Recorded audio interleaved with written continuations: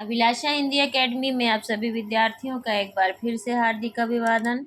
हम देख रहे थे अध्यायवार प्रैक्टिस सेट, वे प्रश्न जो परीक्षाओं में बार बार पूछे गए हैं और एक ही प्रकृति के प्रश्न जो विभिन्न परीक्षाओं में पूछे गए हैं। तो अभी हमारा आदिकाल खत्म हो चुका, हिंदी साहित्य का इतिहास और आदिकाल खत्म हो चुका। अब हम आज से भक्ति काल का के प्रश्न देखेंगे। लेकिन ये प्रश्न पत्र शुरू करने से पहले आप सभी से रिक्वेस्ट है, यदि पहली बार चैनल पर आए हैं या अभी तक आपने चैनल को सब्सक्राइब नहीं किया तो जरूर सब्सक्राइब कर लें। कोई प्रश्न हो या कोई सुझाव हो तो कमेंट सेक्शन में जरूर दें। तो भक्ति काल का पहला प्रश्न है, भक्ति आंदोलन के उदय के बारे में निम्नलिखित में से कौन सा कथन सही नहीं है? ए, ग्रियर्सन के अनुसार भक्ति आंदोलन विदेशी वस्तु है जिसके बारे में हर भारतीय को ज्ञान है। बी, रामचंद्र शुक्ल के अनुसार भक्ति आंदोलन बाहरी आक्रमण की प्रतिक्रिया है। सी, आचार्य हजारी प्रसाद द्विवेदी के अनुसार भक्ति आंदोलन भारतीय चिंता का स्वाभाविक विकास है। और डी, मैनेजर पांडे के अनुसार भक्ति आंदोलन जन संस्कृति का आंदोलन है। एनवीएस टीजीटी परीक्षा 2022 में पूछा गया। इसका उत्तर होगा ए, अर्थात ग्रियर्सन के अनुसार भक्ति आंदोलन विदेशी वस्तु है जिसके बारे में हर भारतीय को ज्ञान है। ये कथन सही नहीं है। भक्ति आंदोलन के बारे में विकल्प ए में दिया गया कथन सही नहीं है क्योंकि जॉर्ज अब्राहम ग्रियर्सन के अनुसार भक्ति आंदोलन विदेशी वस्तु है जिसके बारे में हर भारतीय को ज्ञान नहीं है। वस्तुतः ग्रियर्सन के अनुसार भक्ति आंदोलन एक बिजली की कौंध की तरह आया, ये कथन है ग्रियर्सन जी का। भक्ति आंदोलन के संबंध में महत्वपूर्ण तथ्य इस प्रकार हैं। ईसाई विद्वानों के अनुसार जॉर्ज ग्रियर्सन, वेबर, भंडारकर और विल्सन भक्ति आंदोलन और अरब की देन माना है। ताराचंद ने अवर्णों की आर्थिक स्थिति में सुधार, प्रोफेसर इरफान हबीब के अनुसार भारतीय चिंता का स्वाभाविक विकास, आचार्य हजारी प्रसाद द्विवेदी और मुस्लिम आक्रमण से पराजित हताश मन, आचार्य रामचंद्र शुक्ल के अनुसार ये भक्ति आंदोलन के उदय के संदर्भ में विभिन्न विद्वानों के मत थे। दूसरा प्रश्न, समग्र भक्तिकालीन काव्य पर कौन सी विशेषता लागू होती है? ए, अवतार में विश्वास, बी, जाति प्रथा का निषेध, सी, अहंकार का त्याग और डी, ईश्वरीय लीला गायन। केंद्रीय दिल्ली विद्यालय पीजीटी परीक्षा 2015 में पूछा गया।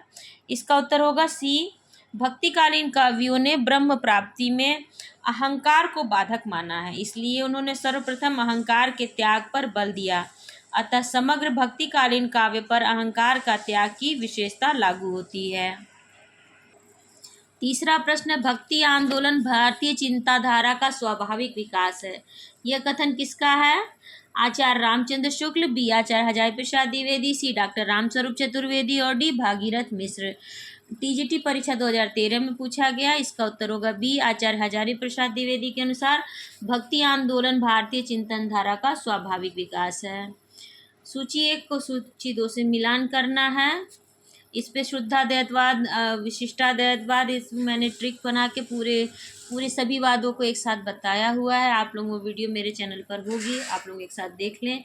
इसको याद करने में और गलती ना हो, बहुत आसानी रहेगी।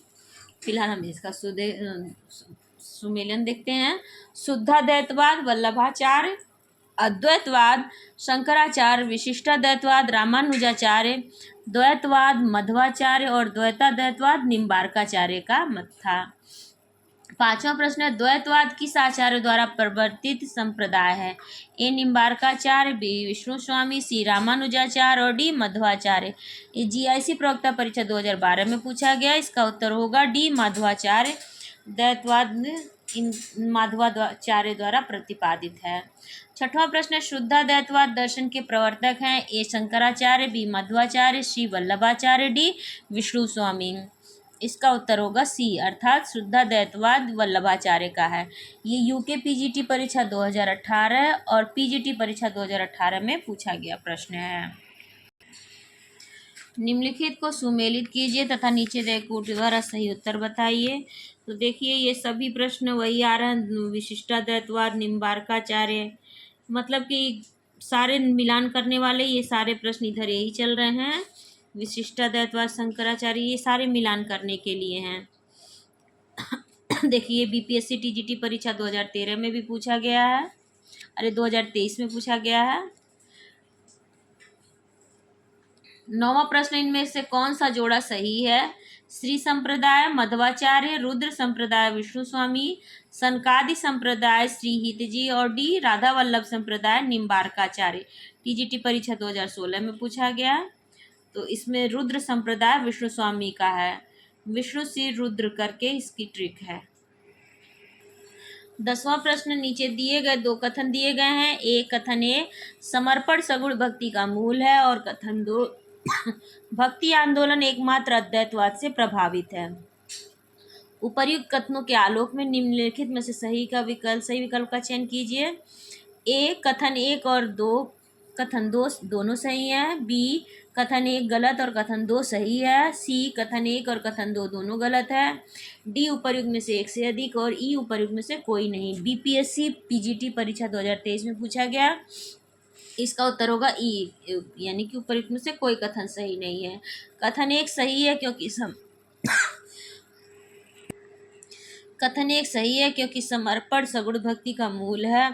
वस्तुतः नवधा भक्ति में समर्पण भी एक भक्ति है। कथन 2 गलत है क्योंकि भक्ति आंदोलन केवल अद्वैतवाद से ही प्रभावित नहीं रहा, इससे विशिष्टाद्वैतवाद, पुष्टि मार्ग, द्वैताद्वैतवाद, द्वैतवाद तथा निर्गुण संतों के सिद्धांत भी मिलते हैं।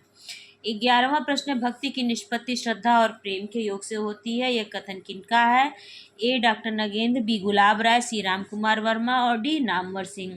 ये एनवीएस टीजीटी परीक्षा 2022 में पूछा गया।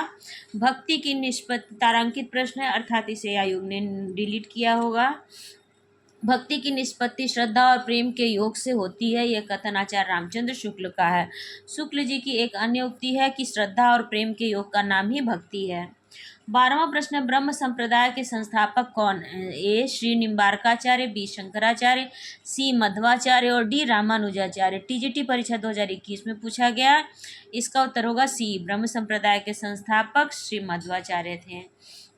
ब्रह्म संप्रदाय द्वैतवाद ब्रह्म संप्रदाय द्वैतवाद के संपादक श्री माधवाचार्य हैं। वस्तुतः इनके दार्शनिक मत का नाम द्वैतवाद तथा संप्रदाय का नाम ब्रह्म संप्रदाय है। द्वैतवाद सिद्धांत में विष्णु और लक्ष्मी उपास्य माने जाते हैं। रामानुजाचार्य श्री संप्रदाय, विष्णु स्वामी रुद्र संप्रदाय, निम्बारकाचार्य सनकादि संप्रदाय, रामानंद रामावत संप्रदाय, हरिदास सखी संप्रदाय, हरिदास टाटी संप्रदाय।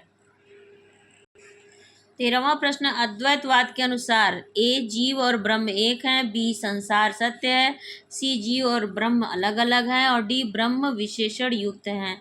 केंद्रीय विद्यालय पीजीटी परीक्षा 2015 में पूछा गया, इसका उत्तर होगा ए, जीव और ब्रह्म एक हैं। अद्वैतवाद के मुख्य व्याख्याकार गौड़पाद श्री थे। शंकराचार्य ने इसे जगत व्यापी बना दिया। अद्वैतवाद के अनुसार जीव और ब्रह्म में तात्विक भेद नहीं है। 14वां प्रश्न, रामानुज के श्री संप्रदाय में किसकी उपासना होती है? ए शंकर, बी ब्रह्मा, श्री विष्णु और डी लक्ष्मी। पीजीटी परीक्षा 2013 में पूछा गया, इसका उत्तर होगा सी, विष्णु।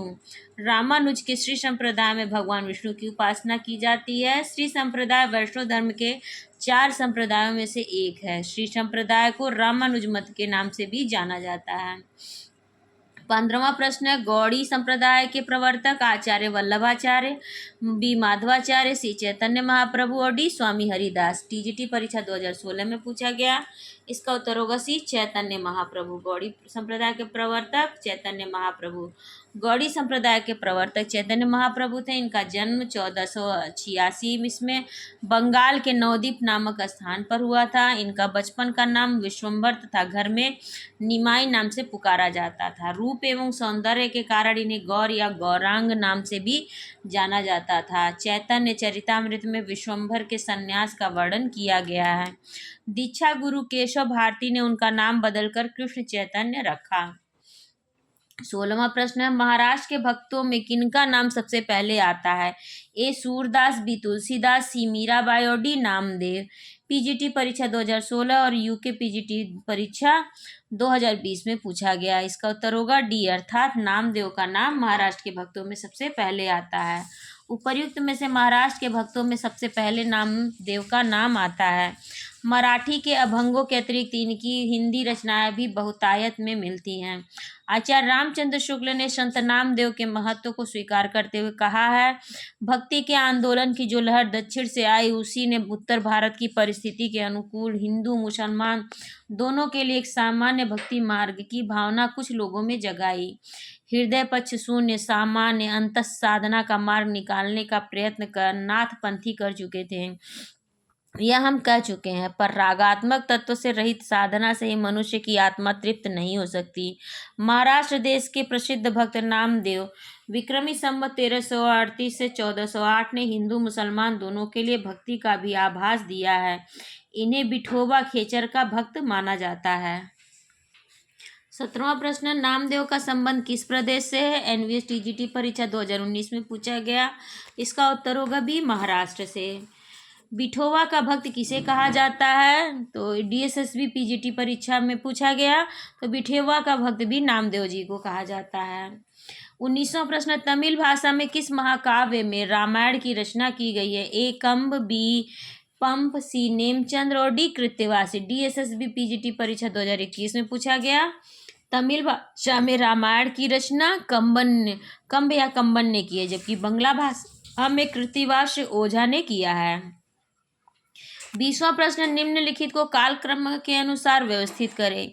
ए सूरदास, स्वामी हरिदास, मीराबाई और रसखान। बी है स्वामी हरिदास, सूरदास, मीराबाई, रसखान। सी है सूरदास, रसखान, मीराबाई, स्वामी हरिदास। डी है स्वामी हरिदास, सूरदास, रसखान, मीराबाई। उत्तर प्रदेश 47वीं असिस्टेंट प्रोफेसर परीक्षा 2019 में पूछा गया। तारांकित प्रश्न है, उपर्युक्त कवियों के क्रम सूरदास 1478, बच्चन सिंह व भागीरथ मिश्र के अनुसार, स्वामी हरिदास, बच्चन सिंह 1512 तथा अन्य विद्वान 1478 इस मानते हैं। मीराबाई डॉक्टर कुसुम राय 1504, बच्चन सिंह व भागीरथ मिश्र 1478 98 मानते हैं। रसखान, बच्चन सिंह 16वीं शताब्दी का उत्तरार्ध मानते हैं। इस प्रकार उपर्युक्त विकल्प त्रुटिपूर्ण होने के कारण उत्तर प्रदेश उच्चतर शिक्षा आयोग द्वारा इस प्रश्न को मूल्यांकन से बाहर कर दिया। 21वां प्रश्न, भक्ति काल की समय सीमा क्या है? विक्रमी संवत 1275 से विक्रमी संवत 1700 तक, विक्रमी संवत 1275 से विक्रमी संवत 1800 तक। सी है विक्रमी संवत 1375 से विक्रमी संवत 1850 तक। डी उपर्युक्त में से कोई नहीं। इसका उत्तर होगा डी।